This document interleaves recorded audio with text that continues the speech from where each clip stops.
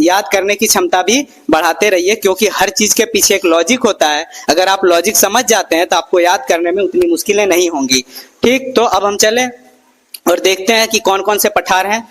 तो आप अपने एटलस में पक्का मार्क करें, एटलस जरूर रखें अपने साथ। तो सबसे पहला जो है उत्तर अमेरिका में जाते हैं तो कोलंबिया का पठार, उसके जस्ट बगल में जाएंगे लोरेंसिया, जो सील्ड अभी हमने पढ़ा है, तो सील्ड भी पठार ही होता है, मरुस्थलीय भाग को भी हम पठार कहते हैं। ठीक है,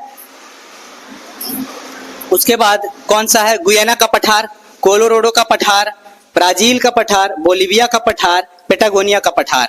ठीक, तो कहाँ पे है गुयाना का पठार, कहाँ है, तो ये है दक्षिण अमेरिका में। बोलिविया का पठार और ब्राजील का पठार, पेटागोनिया का पठार।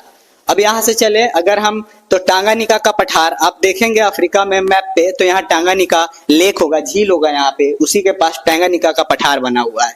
उसके बाद अनातोलिया का पठार, जो पहले बता दिए कि ये क्या है, टर्की का एशिया में, जो एशिया वाला भाग है टर्की का, उसी को हम कहते हैं अनातोलिया का पठार। और अनातोलिया का पठार किसका एग्जाम्पल है आप कमेंट में लिखेंगे। उसके बाद आता है अरब का पठार।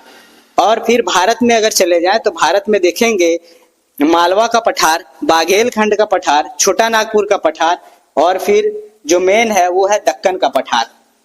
उसके बाद पामीर का पठार और तिब्बत का पठार।